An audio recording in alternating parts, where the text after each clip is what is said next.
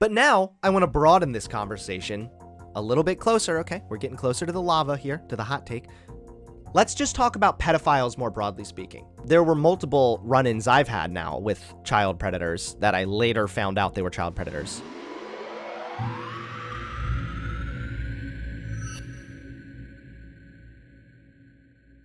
Do you guys remember Amos Yee? You might not. He's the type of dude that when you think of him, you just want to go, yee. He was the guy very famous for, essentially being pro-pedophilia, holding some of the most extreme positions I have ever heard in my life. Positions as insane, but not limited to children. Young children can consent, and one of the ways they can express their consent is by crawling and grabbing your genitals. If a child does that, according to Amos Yee, that is considered a child consenting to sexual activity with an adult. Then one day, a 42-year-old adult comes along and says that while he was 10 years old, he had a perfectly consensual sexual relationship with a 30-year-old adult. 10-year-old him was not traumatized afterwards. The relationship was perfectly fine and consensual, and both of them enjoyed the sexual relationship. And this is not a fantasy story that I just pulled out of my ass. There are numerous stories of children below the age of 12 who have had mutually beneficial relationships, sexual relationships, with adults. Think of that position and how fucking ludicrous that is, okay? This guy is a fucking nutcase.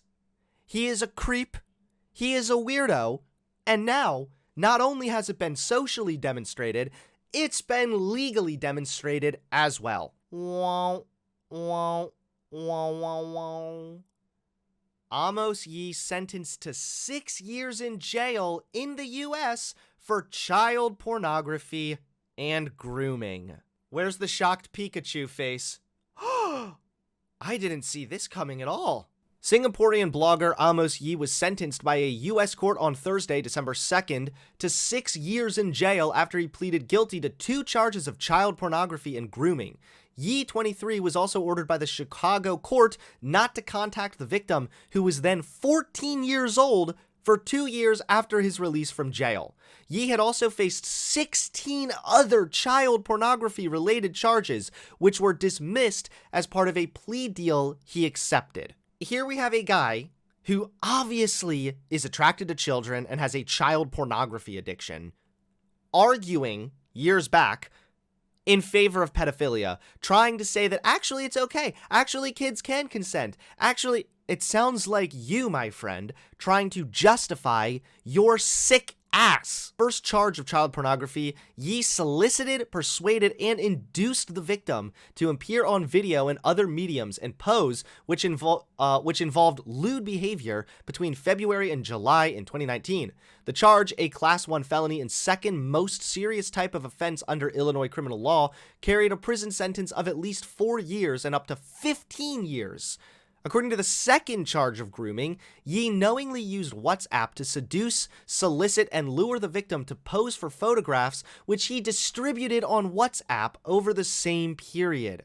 Yee, who appeared in court via video link, was advised by the judge that pleading guilty to the charges meant he could be deported, denied admission to the US, or denied naturalization as a US citizen in the future. Bruh, could you imagine? You're so hooked on being a fucking pervert creep that you're literally willing to get deported. Send ICE my way, just let me keep my little collection right here, okay? The convictions could also affect his ability to obtain housing, employment, and other licenses, including a driver's license, she added. The hearing only lasted about 20 minutes.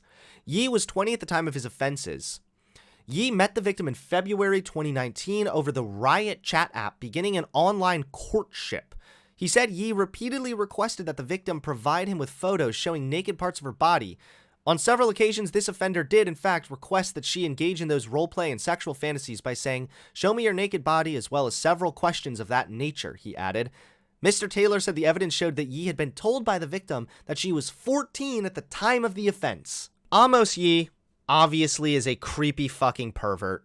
He deserves all the criticism and scorn that he gets. He harms children actively and he peddles harmful ideas about children's abilities to consent. He is a piece of shit through and through. But now I want to broaden this conversation a little bit closer. Okay, we're getting closer to the lava here, to the hot take. Let's just talk about pedophiles more broadly speaking. The first thing about pedophiles that's important to remember is there is a difference between a non-offending pedophile and an offending pedophile. There is a difference between somebody who has fantasies about children or urges that they recognize are wrong, as opposed to someone who has these fantasies and urges and then goes on to molest children, illicit child pornography, etc., etc. These two types of pedophiles are substantially different because one has hurt a child and the other has not. So what is pedophilia? It's a disorder that, based on what we know right now, it's heavily suggested that you can't change from being a pedophile. Most likely you're born with that disorder that sets you up to have these unnatural attractions. We understand then that pedophiles can't just not be pedophiles, right? So a lot of the times people want to talk about, well, what's the best type of pedophile? A dead pedophile. Well, hold on. There's a difference, right? Again, between a non-offending pedophile and an offending pedophile. There is no option of be a pedophile or just don't be a pedophile. There is a choice there between should I offend, should I not offend? And this is where I have my hot take, okay? We need to destigmatize pedophiles. Does this mean destigmatize pedophilia? Absolutely not. There is never any circumstance ever when it is acceptable to engage in any form of sexual activity with children. Children do not have the ability to consent, and engaging in any kind of sexual behavior with children is immoral, it is wrong, and it is harmful. That needs to be stigmatized to the max. We're talking about stigmatizing offending pedophiles. Absolutely. If you hurt children, you fucking should be stigmatized, okay? Fuck you. However, if you're a pedophile who has not hurt children, that stigma works against you. Because now, if you go and seek out therapy, there's a high likelihood that you are going to be instantly perceived as a criminal. You might get reported. I was just reading a story about a dude a couple years back that was actually a pedophile, and he was having these intense thoughts and urges, and so he tried to talk to a therapist about it, and the therapist scoffed at him and looked all afraid and was like, you can't do that, you can't be like that. So we need to reduce the stigma around pedophiles. If you exist as a pedophile and don't hurt children, you need to be able to seek therapy. You need to be able to get the help that's necessary. Preventative actions need to be taken in order to prevent harm from being done to children. Try and think in two scenarios. What's more likely to happen? Someone exists who is a pedophile. They have not offended yet. They can A, seek out therapy, or they could A, seek out therapy and risk being penalized, judged, criminalized, reported, get in all kinds of trouble, right? They could just not offend, but again, it's going to be really hard for them not to offend without also having some kind of a therapy or support group to hold them accountable as well, right? So that becomes less likely to happen. The more you stigmatize it, the more you make it so that pedophiles don't actually go and get help, and instead they go out and hurt children. So we need to be proactive. Right now, the way that we treat pedophilia is extremely reactive. It's all stigma, and if you're caught doing it, you go to jail. That's good. You should go to jail if you hurt children. But we need to try and prevent that from happening to begin with. And we start by reducing the stigma around pedophiles in general. Simply people who have these fantasies, urges, or attractions that don't act on them. That condition needs to be destigmatized just for the sake of pedophiles being able to seek out therapy. The less stigma there is, again, talking non-offending pedophiles here, and being very clear, it's very specific with my words, they need to go to therapy and not be judged, and they need to be helped and that is going to reduce the likelihood of them offending in the future. This prevents harm to children by taking this approach. So on top of reducing the stigma, I think we need to have a better understanding about what a child predator actually looks like. Because right now, partially because of this stigma that exists, it's very hard sometimes to actually recognize child predators, because sometimes child predators are so significantly different in real life from how we perceive child predators. When you think of a child predator, a lot of the times the thought comes to your mind like, yeah, the creepy fat guy with the gray hair and the tank top who's all like, hey, little girl, you want some candy? But a lot of the times, child predators are right in front of us, or they're people you would never expect, or you would never think of this person as this monster that we tend to think of child predators as, which, again, people that prey on children and abuse children are monsters. But sometimes that perception, being so black and white, can hinder our ability to recognize other negative signs of people that we might even love and trust being a danger to children. There were multiple run-ins I've had now with child predators that I later found out they were child predators. Yeah, but so first the guy who, our realtor way back, I was a much younger kid too, and he always seemed like a very nice guy, very friendly, was always laughing. He just seemed like a nice, friendly, genuine guy. That's it. I never thought of anything like that.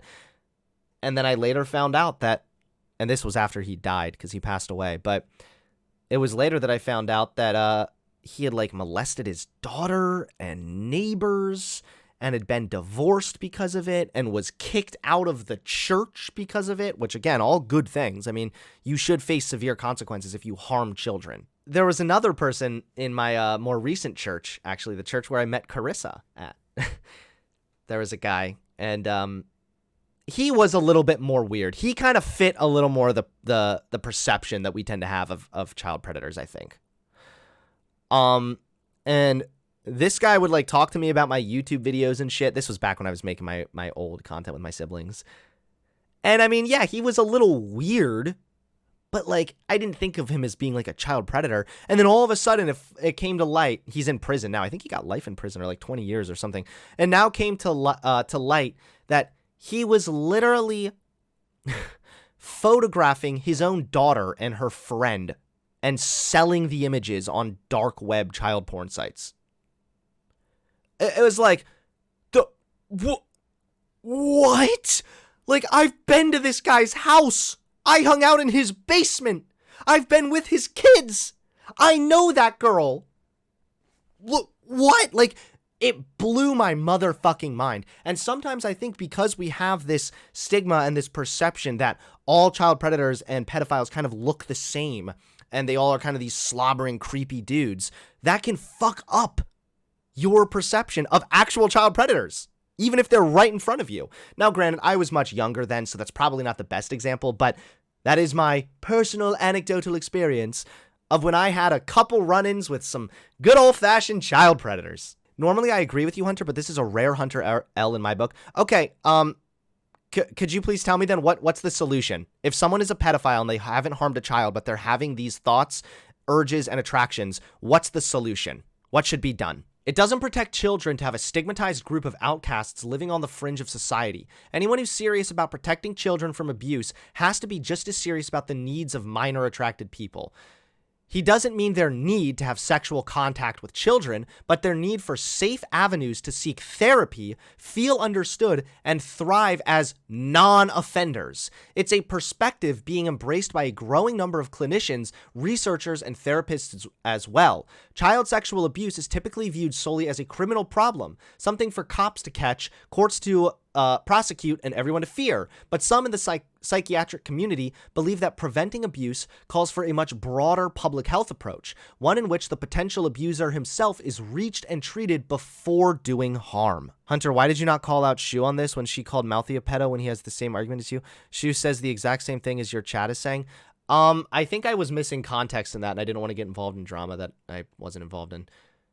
But yeah, the whole like, if you're a pedophile, just fucking shoot them. That needs to stop.